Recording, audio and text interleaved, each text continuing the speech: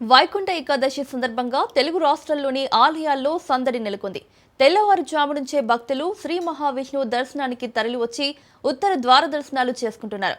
తిరుమల శ్రీవారి ఆలయంలో తెల్లవారుజామునే భక్తులు ఉత్తర ద్వారం దర్శనం చేసుకుంటున్నారు. యాదాద్రి లక్ష్మీ నరసింహస్వామి ఆలయానికి భక్తులు పోటెత్తారు.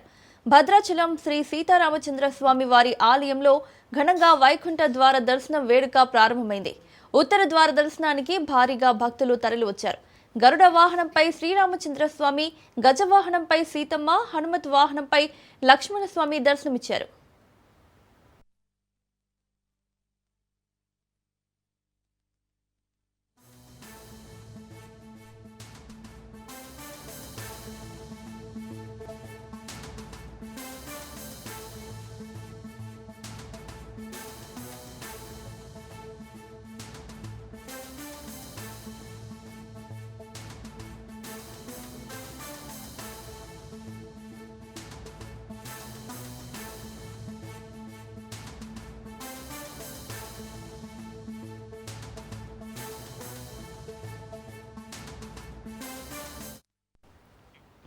వైకుంఠ ఏకాదశి సందర్భంగా తెలుగు రాష్ట్రాల్లోని ఆలయాల్లో సందడి నెలకొంది. తెల్లవారుజాము నుంచే భక్తులు శ్రీ మహావిష్ణువు దర్శనానికి తరలివచ్చి ఉత్తర ద్వార దర్శనాలు చేసుకుంటున్నారు. తిరుమల శ్రీవారి ఆలయంలో తెల్లవారుజామునే భక్తులు ఉత్తర ద్వారం దర్శనం చేసుకుంటున్నారు. యాదాద్రి లక్ష్మీ నరసింహస్వామి ఆలయానికి భక్తులు పోటెత్తారు. భద్రాచలం శ్రీ సీతారామచంద్రస్వామి వారి ఆలయంలో ఘనంగా వైకుంఠ ద్వార దర్శనం వేడుక ప్రారంభమైంది. ఉత్తర ద్వార దర్శనానికి భారీగా భక్తులు తరలివచ్చారు. గరుడ వాహనంపై శ్రీరామచంద్రస్వామి, గజవాహనంపై సీతమ్మ, హనుమత్ వాహనంపై లక్ష్మణస్వామి దర్శనమిచ్చారు.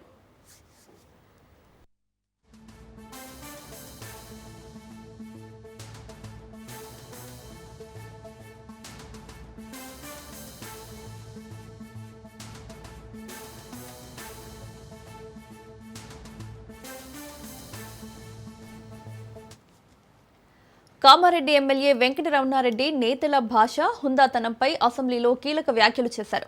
హైదరాబాద్ వరల్డ్ క్లాస్ కు ఎదుగుతుంటే మన నేతల భాష థర్డ్ క్లాస్ కి దిగజారుతుందని వెంకటరమణారెడ్డి ఆవేదన వ్యక్తం చేశారు.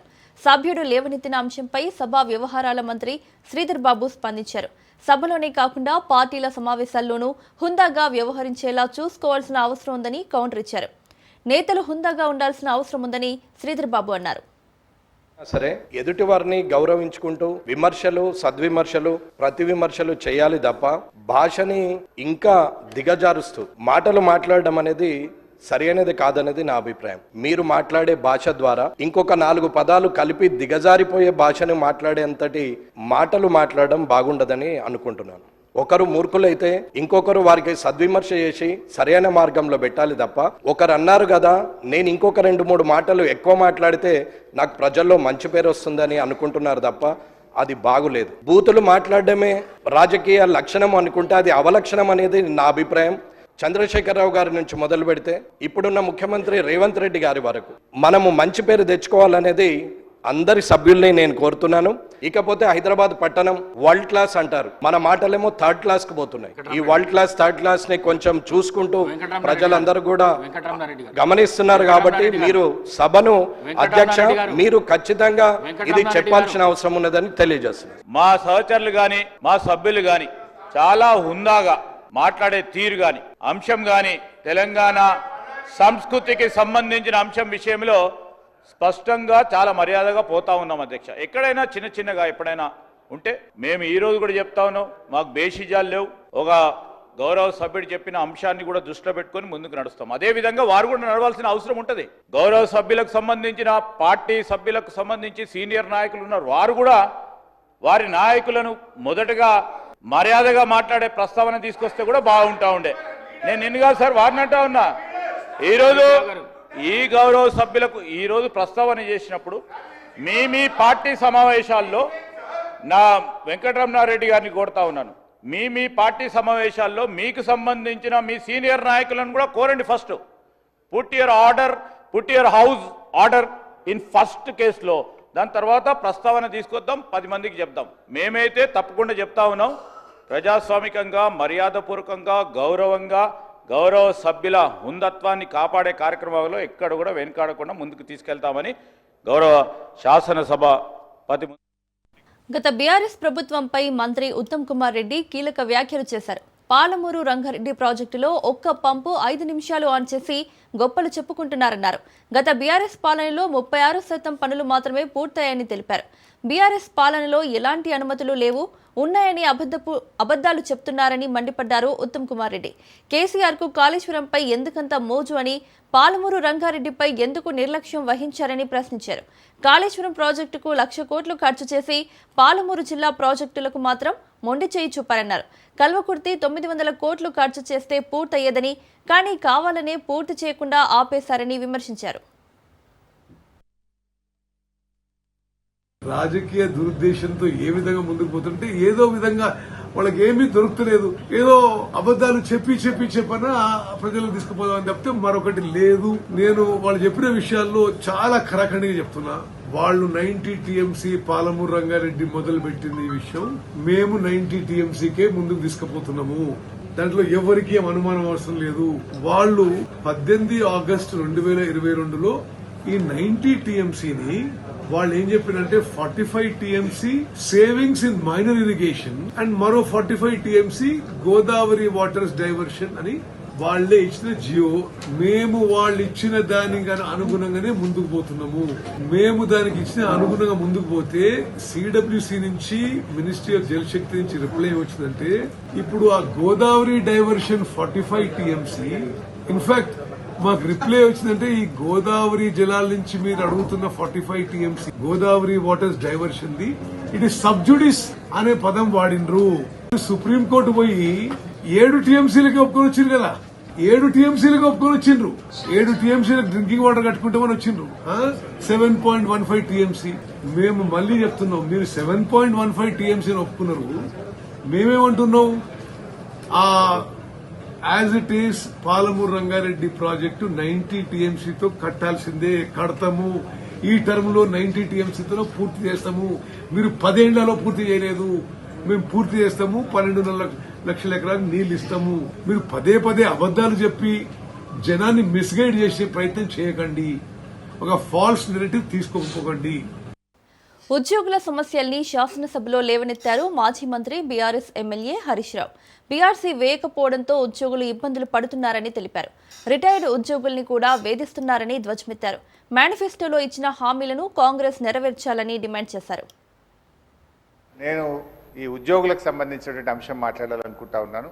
ఎందుకంటే ప్రభుత్వ ఉద్యోగులు అనేవాళ్ళు ప్రభుత్వానికి రథచక్రాలు లాంటి వాళ్ళు సంతోషంగా ఉంటేనే అభివృద్ధి కార్యక్రమాలు, సంక్షేమ కార్యక్రమాలన్నీ కూడా ప్రజలకు సజావుగా చేరేటువంటి అవకాశం ఉంటుంది. ఈరోజు వాళ్ళందరూ కూడా తీవ్రమైనటువంటి మనోవేదనతో, ఆవేదనలో ఉన్నటువంటి పరిస్థితి ఉంది. ముఖ్యంగా దేశంలో ఎక్కడ లేని విధంగా ఈరోజు రాష్ట్ర ప్రభుత్వ ఉద్యోగులకు 6 డిఏలు పెండింగ్లో ఉన్నటువంటి పరిస్థితి. అదేవిధంగా పీఆర్సీ అధ్యక్ష, ఈ ప్రభుత్వం వచ్చి 2 సంవత్సరాలైనా ఇంతవరకు పీఆర్సీ ఇయ్యలేదు. ఉద్యోగులందరూ కూడా కోరుతా ఉన్నారు వెంటనే పీఆర్సీ విడుదల చేయాలని. గతంలో కేసీఆర్ గారు 43-39% పీఆర్సీని మా ప్రభుత్వం ఇచ్చింది అధ్యక్ష. అదేవిధంగా ఉద్యోగులకు ఎంప్లాయీస్ హెల్త్ ఇన్సూరెన్స్ స్కీమ్ ఆ రోజు మేము జీవో కూడా ఇచ్చాం. దాన్ని మీరు అమల్లోకి తెస్తామని చెప్పి మేనిఫెస్టోలో పెట్టి కూడా ఈహెచ్ఎస్ స్కీమ్ను అమల్లోకి తేలేదు. దాన్ని కూడా వెంటనే అమల్లోకి తేవాలి. ఉద్యోగుల జీపీఎఫ్ తదితర బకాయిలన్నీ కూడా. తెలంగాణ అసెంబ్లీలో బీఆర్ఎస్ ఎమ్మెల్యే పాడి కౌశిక్ రెడ్డి వ్యాఖ్యలు దుమారం రేపాయి. మేడిగడ్డను బాంబులు పెట్టి పేల్చారని కౌశిక్ రెడ్డి అన్నారు. చెక్ డ్యాంలను బాంబులు పెట్టి పేల్చేస్తున్నారని ఆరోపించారు. కౌశిక్ రెడ్డి వ్యాఖ్యలపై కాంగ్రెస్ సభ్యులు అభ్యంతరం తెలిపారు.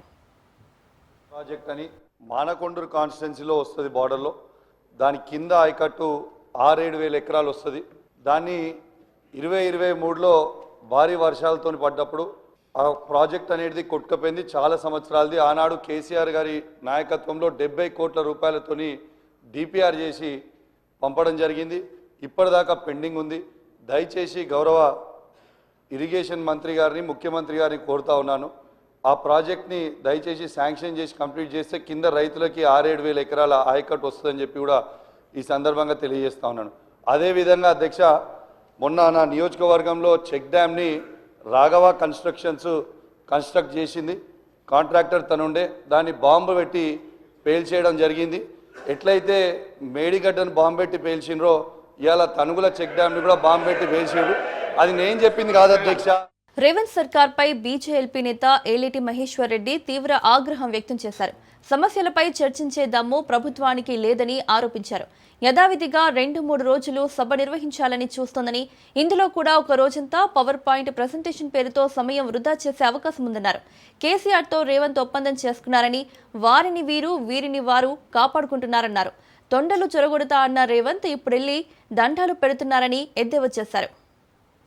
అనేకమైనటువంటి సమస్యలు ఈ రాష్ట్రంలో కొట్టిమిట్టాడుతూ ఉంటే ఈ సమస్యల మీద చర్చించే దమ్ము ధైర్యం లేనటువంటి ప్రభుత్వం మళ్ళీ యథావిధిగా ఎప్పటిలాగే మళ్ళీ 3-4 రోజుల్లో ఈ వింటర్ సెషన్ ని కూడా క్లోజ్ చేసే విధంగా ఈ రోజు బీఏసీలో మాట్లాడడం జరిగింది. ఒక రోజంతా కృష్ణా జలాల మీదనో పవర్ పాయింట్ ప్రజెంటేషన్ అనో కేవలం సమయం వృధా చేసే ప్రయత్నం చేస్తా ఉన్నారు. నేను అడుగుతా ఉన్నాను, రేవంత్ రెడ్డి గారు పూర్తిగా కేసీఆర్ గారికి మిత్రుడిగా మారి మ్యాచ్ ఫిక్సింగ్ చేసుకొని ఈ రోజు కాళేశ్వరం నుంచి డైవర్ట్ చేయడానికో ఇతర ప్రజా సమస్యల నుంచి గతంలో చేసినటువంటి అనేకమైనటువంటి ఆరోపణల అంశంలో వారిని జైల్లో పెడతానని చెప్పి ఇప్పటి వరకు ఏ ఒక్క ఇన్వెస్టిగేషన్ చేయించకుండా కాలయాపన చేస్తున్న దాన్ని బట్టి ఈ రోజు చాలా స్పష్టంగా అర్థమైంది.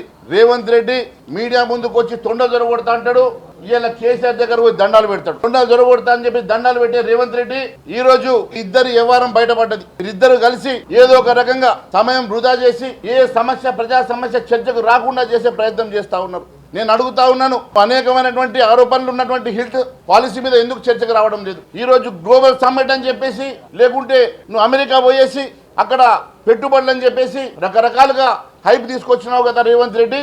దాని మీద వైట్ పేపర్ రిలీజ్ చేసే దమ్ము ధైర్యం నీకున్నదని అడుగుతా ఉన్నాం. లక్షల కోట్ల రూపాయల పెట్టుబడులు వస్తాయని చెప్పినటువంటి రేవంత్ రెడ్డి గారు పెట్టుబడులన్నీ ఎక్కడికి పోయినాయి? దీని మీద శ్వేతపత్రం రిలీజ్ చేయడానికి నువ్వు సిద్ధంగా ఉన్నావని అడుగుతా ఉన్నాం. ప్రతి వర్గానికి మీరు ఇచ్చినటువంటి హామీల గురించి డిస్కస్. పెండింగ్ బిల్లులపై మాజీ సర్పంచులు పోరుబాట పట్టారు. అసెంబ్లీ ముట్టడికి మాజీ సర్పంచులు ప్రయత్నించారు. దీంతో అసెంబ్లీ పరిసరాల్లో భారీగా పోలీసులు మోహరించి వారిని అడ్డుకున్నారు.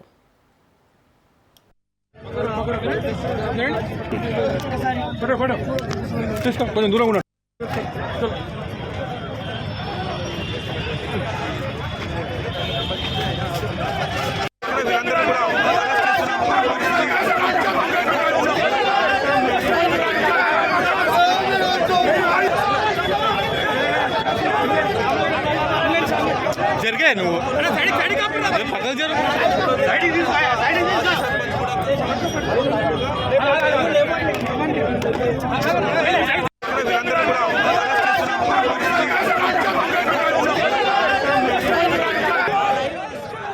AP deputy CM Pawan Kalyan ప్రసిద్ధ పుణ్యక్షేత్రమైన కొండగట్టును సందర్శించనున్నారు.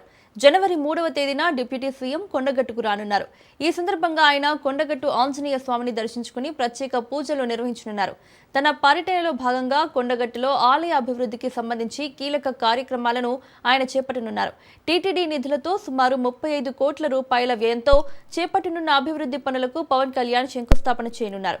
ఈ అభివృద్ధి కార్యక్రమాలు ఆలయ మౌలిక వసతులు, భక్తుల సౌకర్యాలను మరింత మెరుగుపరిచే దిశగా ఉండనున్నాయి.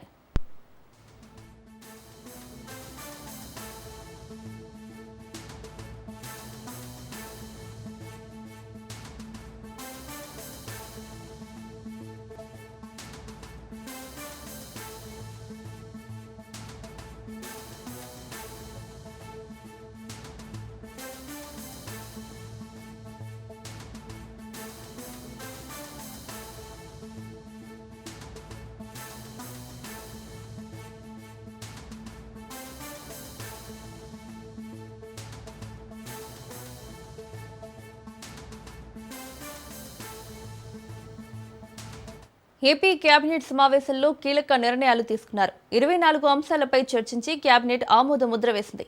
ప్రజల నుంచి వచ్చిన ఫిర్యాదుల మేరకు జిల్లాల ఏర్పాటులో మార్పులు చేర్పులు చేసినట్లు తెలిపారు. మొత్తం 17 జిల్లాల్లో కొన్ని మార్పులు చేశామని, 9 జిల్లాల్లో మాత్రం ఎలాంటి మార్పులు చేయలేదని పేర్కొన్నారు.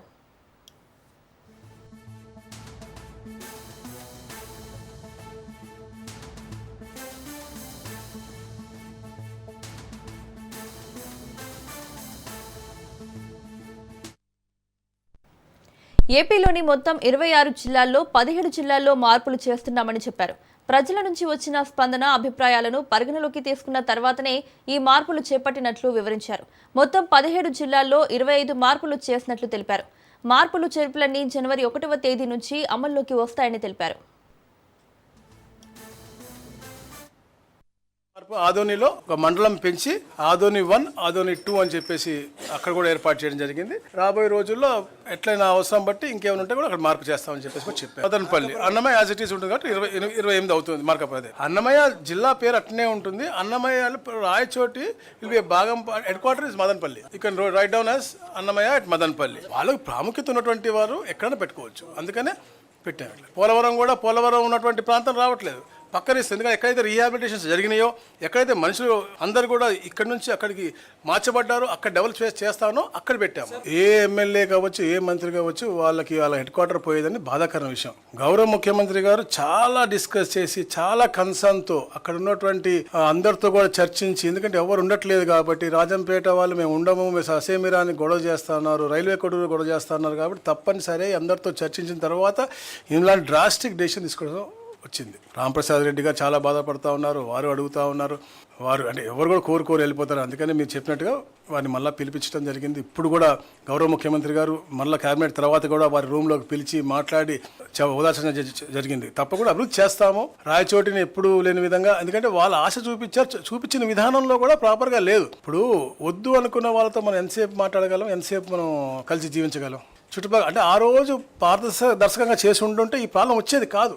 జిల్లాల పునర్విభజన, అదేవిధంగా మండలాల్లో ఏదైతే పరిపాలన సౌలభ్యంగా కొన్ని మార్పులు తీసుకొచ్చామో, మా ఉపసంఘం దాదాపు 5-6 సార్లు మేము కూర్చోడమే కాకుండా అనేక మంది ప్రజల దగ్గర నుంచి, ప్రజాప్రతినిధుల దగ్గర నుంచి వినతులు స్వీకరించి లోతుగా అధ్యయనం చేసి, పరిపాలన సౌలభ్యమే కాకుండా ప్రజలు ఏ విధంగా కోరుకుంటున్నారు, వాళ్ళకు కూడా ఏ విధంగా దగ్గర అవుతుంది పరిపాలన అనే ఉద్దేశంతో దీని గురించి ఒక అవగాహన తెచ్చుకున్న తర్వాతే మేము గౌరవ ముఖ్యమంత్రి గారికి ఆ నివేదిక అందించాం. ఇందులో రాజకీయ కోణమో లేకపోతే ప్రత్యేకంగా ఒక నియోజకవర్గానికి ఇబ్బంది అవడం అనేది కొంచెం ఇబ్బంది అయినా గౌరవ ముఖ్యమంత్రి గారు బాధ్యత తీసుకుని సంబంధించిన మంత్రి గారు రాంప్రసాద్ రెడ్డి గారితో కూడా ప్రత్యేకంగా ఆయన సమావేశమై ఆ ప్రాంతానికి మరింత అభివృద్ధి చేసే విధంగా మనం ఖచ్చితంగా ఒక మాట ఇద్దాం, దానికి నిలబడదాం. అయితే పరిపాలన సౌలభ్యాన్ని బేస్ చేసుకుని వితౌట్ ఎనీ పొలిటికల్ ప్రెజుడిస్ చాలా క్లియర్గా, ఆనెస్ట్గా, ట్రాన్స్పరెంట్గా చేసిన ఎక్సర్సైజ్లో భాగంగా ఆ కాన్స్టిట్యున్సీ రాయచోటి నియోజకవర్గంలో జిల్లా హెడ్ క్వార్టర్స్ ఏదైతే ఉందో ఈ రోజున మదనపల్లికి షిఫ్ట్ చేయాల్సిన అవసరం వచ్చింది. వేరే విధంగా ఆలోచించాల్సిన అవసరం ఎవరికి లేదు. తప్పకుండా ఆ స్థానికంగా ఉన్న ప్రజలందరికీ కూడా మేలు జరిగే విధంగా గౌరవ ముఖ్యమంత్రి గారు స్పందిస్తారని నేను భావిస్తున్నాను. సంక్షేమం, అభివృద్ధి, అదేవిధంగా భవిష్యత్తు, ఈ మూడింటిని దృష్టిలో పెట్టుకుని గౌరవ ముఖ్యమంత్రి గారు 2025లో మా కూటమి ప్రభుత్వం Telugu Desam party, Janasena party, Bharatiya Janata party ఏ విధంగా కేంద్రం నుంచి గౌరవ ప్రధానమంత్రి నరేంద్ర మోడీ గారి సహకారంతో మన రాష్ట్రంలో గౌరవ ముఖ్యమంత్రి గారు చంద్రబాబు నాయుడు గారు, అదేవిధంగా గౌరవ ఉప ముఖ్యమంత్రి గారు పవన్ కళ్యాణ్ గారు కలిసి ప్రభుత్వంలో చేస్తున్న అనేక కార్యక్రమాలు దిగ్విజయంగా ఏ విధంగా మనం 2025 సంవత్సరంలో పూర్తి చేసుకున్నామో వాటి గురించి క్యాబినెట్లో చివరిలో ముఖ్యమంత్రి గారు సహచార మంత్రులందరికీ కూడా తెలియజేయడం జరిగింది. ఈ రాష్ట్రానికి కేంద్రం నుంచి అందుతున్న సహకారం గురించి వారు ప్రధానంగా ప్రస్తావించారు. అమరావతిలో ఒక అద్భుత రాజధాని నిర్మాణం గురించి గాని, పోలవరం గురించి గాని, రైల్వే జోను, అదేవిధంగా బల్క్ డ్రగ్ పార్కు, ప్రధానంగా గ్రీన్ హైడ్రోజన్ కారణంగా గతంలో విశాఖపట్నంకు వచ్చినప్పుడు ఒకటే రోజు 2,10,000 కోట్ల వివిధ అభివృద్ధి కార్యక్రమాలకి, రాజధాని ప్రాంతంలో 56,000 కోట్ల వివిధ అభివృద్ధి కార్యక్రమాలకి, ఇటీవల రాయలసీమ ప్రాంతానికి వచ్చినప్పుడు 13,500 కోట్లు వివిధ అభివృద్ధి కార్యక్రమాలకి, ఇంత పెద్ద ఎత్తున దాదాపు 3 లక్షల కోట్ల పెట్టుబడుల్ని ఇవాళ మౌలిక సదుపాయాల కల్పన, తద్వారా సంపదను సృష్టించాలని తీసుకొచ్చిన కారణంగా మన ఉత్పత్తి కూడా, గ్రోత్ రేట్ కూడా 11% దాటింది. కానీ లక్ష్యం 15%గా పెట్టుకున్నాం, లక్ష్యం దిశగా సాగుతున్నాం. అయితే ఈ సంవత్సరంలో జరిగిన వీటిని పరిగణలోకి తీసుకుని వచ్చే సంవత్సరం మరింత అభివృద్ధి సాధించే దిశగా ముందుకెళ్లాలని ముఖ్యమంత్రి గారు ఆదేశించారు. అదేవిధంగా లక్షల కోట్ల పెట్టుబడులు ఏవైతే ఎకనామిక్ విశాఖపట్నం దగ్గర నుంచి రాష్ట్రంలో ఉన్న ఎకనామిక్ కారిడార్ల విషయంలో కూడా కొప్పర్తి కానీ, ఓరోకల్ కానీ, కృష్ణపట్నం కానీ ఈ ప్రాంతంలో వస్తున్న పెట్టుబడులు, ప్రధానంగా సెమీ కండక్టర్లు లేదా గూగుల్ డేటా సెంటర్లు, వీటి గురించి కూడా ఇవాళ మారుతున్న కాలంలో టెక్నాలజీని అందిపుచ్చుకొని దేశంలో మిగతా రాష్ట్రాల కన్నా ముందు ఆంధ్రప్రదేశ్ ఉంచాలనే లక్ష్యంతో గౌరవ ముఖ్యమంత్రి గారు చేస్తున్న ప్రయత్నానికి కేంద్రం నుంచి కూడా సంపూర్ణ సహకారం అందిస్తున్న విషయాన్ని కూడా వారు చెప్పడం జరిగింది. అదేవిధంగా సంపద సృష్టి కోసం రైల్వే కార్యక్రమాలు కానీ, రైల్వే అభివృద్ధి కార్యక్రమాలు కానీ, లేదా హైవేల నిర్మాణం గురించి కానీ, కొత్తగా మచిలీపట్నం నుంచి హైదరాబాద్ దాకా ఫ్యూచర్ సిటీ దాకా ఎక్స్ప్రెస్ హైవే నిర్మాణం కానీ, అమరావతి నుంచి బెంగళూరు దాకా ఎక్స్ప్రెస్ నిర్మాణం కానీ, మరీ ప్రధానంగా అమరావతి చుట్టూ దాదాపు 190 కిలోమీటర్ల 38,000 కోట్లతో 190 కిలోమీటర్ల ఔటర్ రింగ్ రోడ్డు కారణంగా అమరావతి సంపదను కూడా హైదరాబాద్ ఏపీ కేబినెట్ భేటీలో అనూహ్యంగా భావోద్వేగ పరిస్థితి నెలకొంది. జిల్లాల పునర్వ్యవస్థీకరణపై జరిగిన చర్చలో రాయచోటి జిల్లా కేంద్రాన్ని మదనపల్లి కేంద్రంగా మార్చే అవకాశం ఉందన్న ప్రతిపాదన తెరపైకి రావడంతో మంత్రి రాంప్రసాద్ రెడ్డి తీవ్ర ఆవేదనకు గురై సమావేశంలోనే కన్నీళ్లు పెట్టుకున్నారు. మంత్రి ఆవేదనను గమనించిన సీఎం చంద్రబాబు వెంటనే ఆయనను ఓదార్చినట్టు కేబినెట్ వర్గాలు తెలిపాయి. రాయచోటిని జిల్లా కేంద్రంగా కొనసాగించాలని మంత్రి గట్టిగా కోరినట్టు సమాచారం.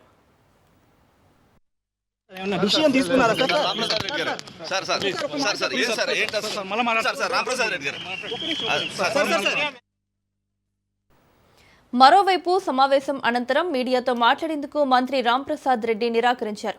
సచివాలయం నుంచి బయటకు వచ్చిన ఆయన రాయచోటిపై ప్రశ్నలు ఎదురుకాగానే మరింత ఉద్వేగానికి లోనై కన్నీళ్లతోనే కారులో ఎక్కి అక్కడి నుంచి వెళ్లిపోయారు.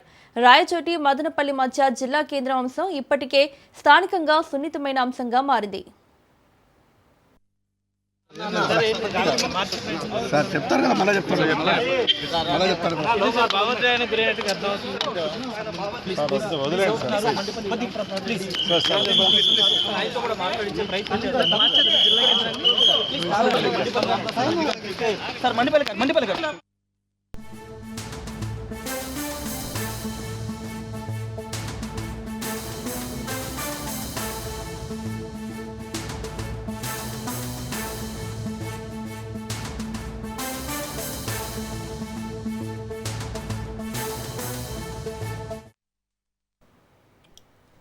బ్రేకింగ్ న్యూస్ చూస్తున్నాం. జీహెచ్ఎంసీ పరిధిలో ఉన్న 3 కమిషనరేట్లను ప్రభుత్వం 4 కమిషనరేట్లుగా పునర్వ్యవస్థీకరించింది. హైదరాబాద్, సైబరాబాద్, మల్కాజ్గిరి, ఫ్యూచర్ సిటీ కమిషనరేట్లను ఏర్పాటు చేసింది. అంతేకాకుండా భువనగిరిని ప్రత్యేక పోలీస్ యూనిట్గా ఏర్పాటు చేసి యాదాద్రి భువనగిరి జిల్లాకు ఎస్పీని నియమించింది ప్రభుత్వం. ఈ మేరకు 4 కమిషనరేట్లకు కొత్త పోలీస్ కమిషనర్లను నియమిస్తూ ప్రభుత్వం ఉత్తర్వులు జారీ చేసింది. ఫ్యూచర్ సిటీ కమిషనర్గా సుధీర్ బాబు, సైబరాబాద్ సిపిగా రమేష్ రెడ్డి, మల్కాజ్గిరి కమిషనర్గా అవినాష్ మహంతి, యాదాద్రి జిల్లా ఎస్పీగా అక్షాన్స్ యాదవ్ను ప్రభుత్వం నియమించింది.